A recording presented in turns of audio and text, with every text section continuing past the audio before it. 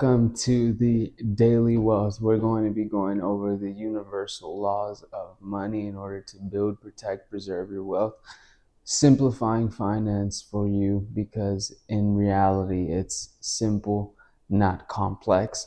Now, this is an adaptation and an iteration based off of a beautiful book I've read called The Richest Man in Babylon. I'll show it here on screen and I'll link it in the description. I recommend everybody to read it, to share it with their friends, their loved ones. It's a fictional and non-fictional book at the same time, and it really has timeless wisdom in it in regards to the rules and laws that in our actuality govern money and in order to build, protect, and preserve your wealth. All right, so just a quick reminder, please remember to keep it simple. Simple is always better. Please remember that the goal is never under any circumstance to be a miser, but to just become more wiser about money, right? Just to be smarter about how we can use this tool that is money to enhance ourselves and those around us in regards to our financial life. All right, so understanding the universal laws governing money is essential for everybody. These principles guide effective wealth building, preservation, and protection. These are the strategies that really do ensure that long-term success. So a beautiful question to ask is, what will you gain off of this? So what I hope for you to gain off of this is that you're able, first and foremost, to implement these universal laws. And because of that, you'd be able to achieve financial confidence if you don't have that already, right? Protection, right? Preservation and control over your wealth building journey. All right, so in order to prime our brains before we go into the conversation here, or into the presentation here, I should say, I want to define some core concepts that I think are important to have as seeds in our minds, just so we can better understand this topic in more depth, right? So the true definition of wealth building, to start off with, is a strategic, disciplined process of increasing your net worth over time through consistent saving, smart investing, debt management, and growing income streams to achieve long-term security and financial goals, right? And then on the other hand, wealth preservation is going to be more about maintaining the value of your purchasing power of your assets over time by insulating them from the erosion that's due to something, for example, like inflation, right? Market volatility, economic downturns, and even taxes. The third thing is wealth protection, right? So wealth protection involves shielding your assets from unexpected events that may happen in one of life's storms, such as illness or accidents, or maybe property damage, or even protection from third parties such as a litigator or a tax authority.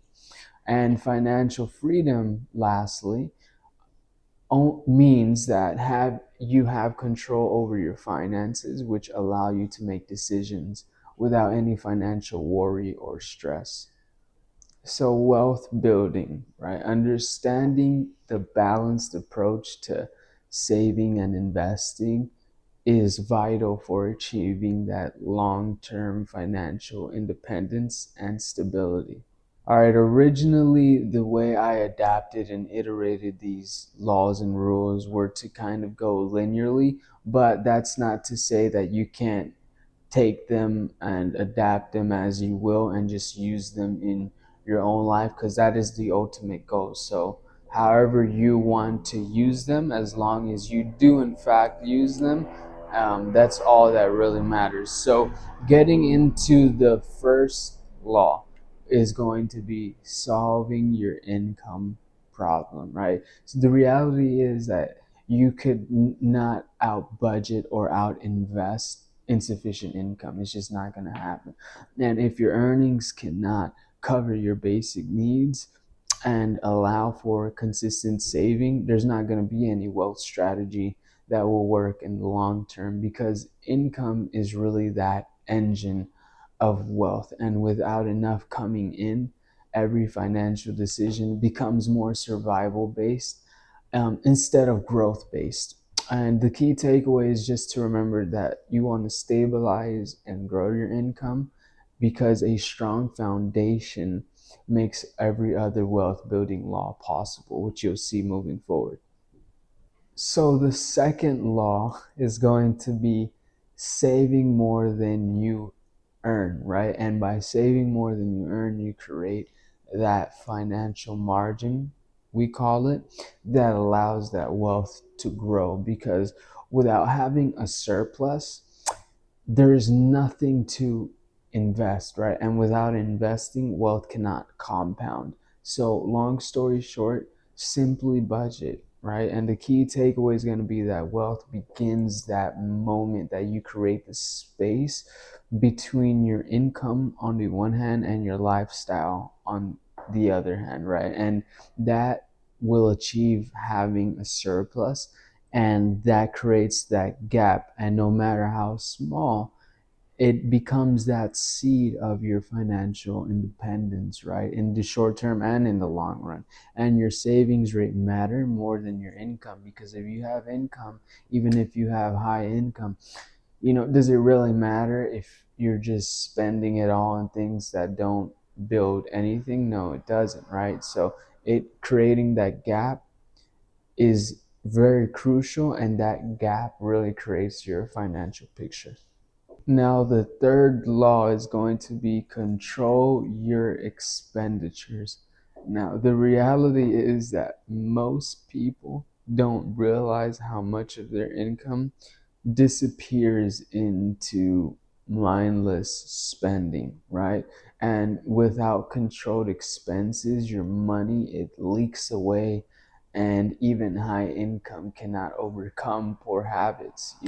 So be aware of something called the Diderot effect, and I'll make another segment in that Diderot effect, because it's definitely one of those important concepts to understand in regards to, let's say, behavioral finance, right?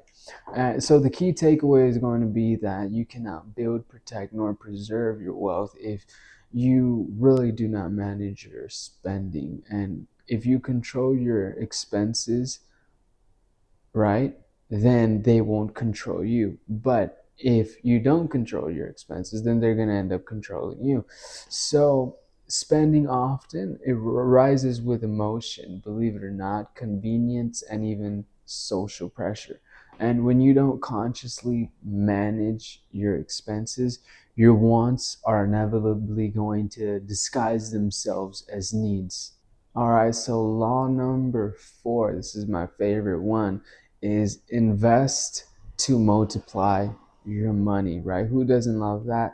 And the reality is that saving protects your money, but it does not grow it, right? So over time, inflation actually reduces the value of idle cash. Even if you're in a jurisdiction where your income is based in US dollars, right? It's the US dollar still faces social pressures, still faces economic pressures. So that's just something to keep in mind. And even though you may be in another jurisdiction outside of US dollars, you're still able to apply all of these laws, which is the beautiful thing, right? It just makes it a little more nuanced, though. And so investing places your money into assets that have the potential to grow, generate income, and to compound, because wealth is built when money is actually put to work consistently, not when it's just sitting still. Money multiplies when it's really given a purpose. The beautiful thing is you have the freedom to choose how you want to allocate your capital, right? So that's such a cool thing. And investing assigns your money a job, one that produces more over time. So the key takeaway is to not just store your money, but to deploy it intentionally so you can save and invest prudently, right?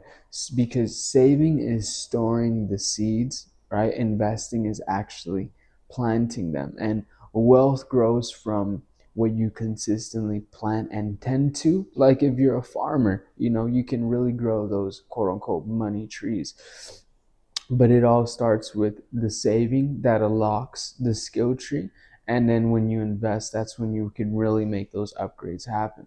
All right, so law number 5 is to guard your treasure from loss. Now, the reality is, believe it or not, most wealth is lost through emotion, fear, greed, and impatience. Not so much a lack of intelligence, but those are going to be the biggest threats to the long term success and even the short term. And as wealth increases, responsibility is going to increase, and growth without protection, it really creates that vulnerability. And money is like the valuables in a safe. If you leave it exposed, it's only a matter of time before it's completely gone. And so protection preserves what you've earned, right? And the key takeaway is to really protect what you've earned, because losing it is going to be far, far more easier than actually building it, and remember to invest into smart investments, right? And prepare for the unexpected, because those safeguards let your wealth survive those life storms.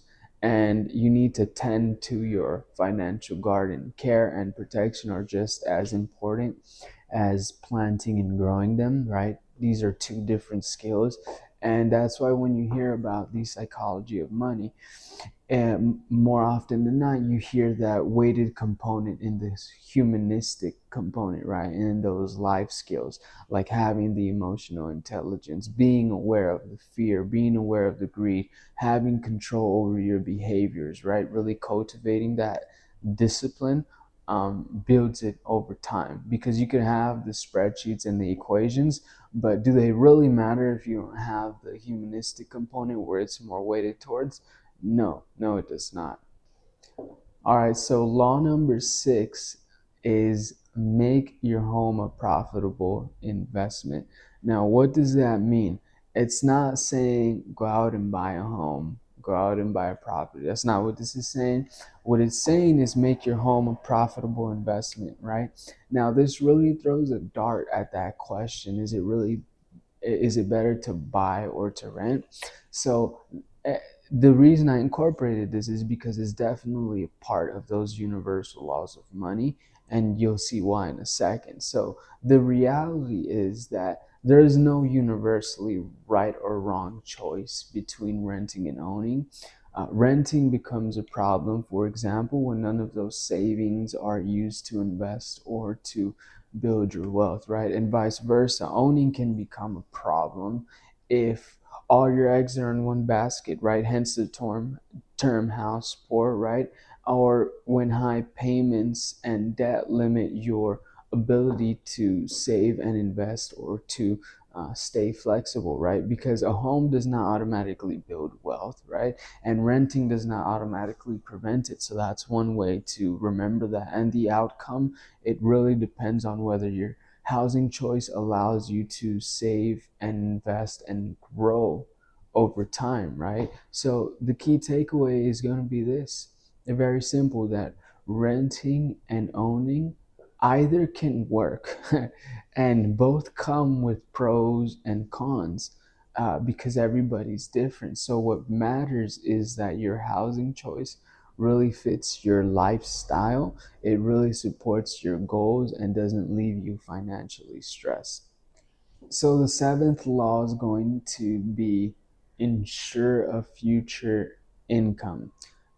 So the reality is that most people, they only put the emphasis on protecting their possessions, their assets, their resources, but forgetting to protect your income is one of the biggest mistakes you can make, because the income is the source of the savings, of the investments, of the stability, right?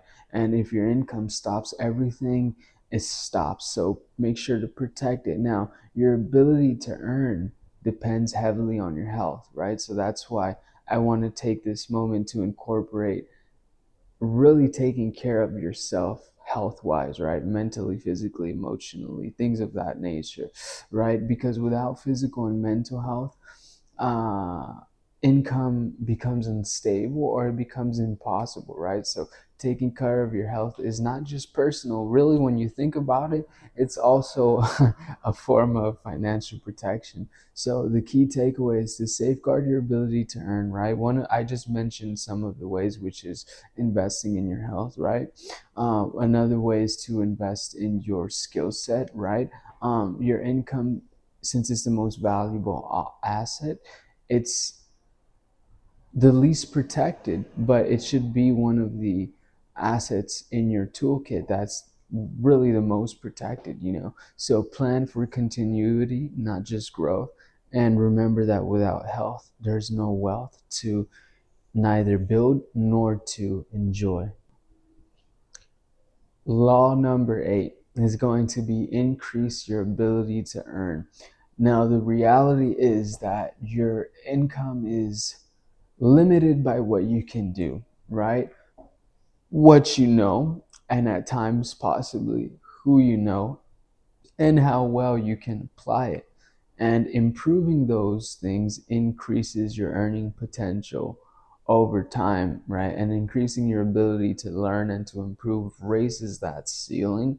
And sometimes it can really be just as simple as asking for a raise, right? And the key takeaway is to invest in yourself first, invest in your health, invest in your skills, in your educations, in your experiences in life, because as those increase, your income is going to increase as well, you know, and your skills are assets. So please do your best and grow them, you know. And that's not to say that there's not any systemic or societal pressures going on, right? But when you really analyze the variables and the locus of control, we can be aware of those things we can't control, but we can be aware of the things we can control. And ultimately, we do have agency and control over our choices and how to use our time and how to allocate our time to invest prudently in ourselves, right? To circumvent those things that are out of our control to the best of our ability. And I'm sure we can all come up with many ideas for how to do that, which would take a lot of our time here. Now, please remember this is an adaptation and an iteration of the lovely book, The Richest Man in Babylon, and it'll be linked in the description as well. The 5 simple rules that reinforce these laws are going to be: rule number 1, pay yourself first, right? So always save more than you earn to build your wealth. Rule number 2 is going to be to work smart. You know, life is hard work in general. So we ultimately just want to work smarter, right? And money comes from consistent, focused efforts. So use your skills and your time to earn reliably and to multiply that income. Rule number 3 is going to be to invest wisely, right? Don't go to a bakery shop to get information on jewelry, right? You're not going to go to a plumber to get information about tending to a garden, right? So really only put your money into investments you understand or that are guided by knowledgeable experts. And rule number 4 is avoid risky traps. Simply just don't fall for those get rich quick schemes or those risky investments based off of that wishful thinking, right? And that goes into that humanistic component in the psychology of money, right? Controlling your behaviors, analyzing your emotions and feelings and things of that nature, right? And rule number 5 is going to be to just protect your wealth to the best of your ability.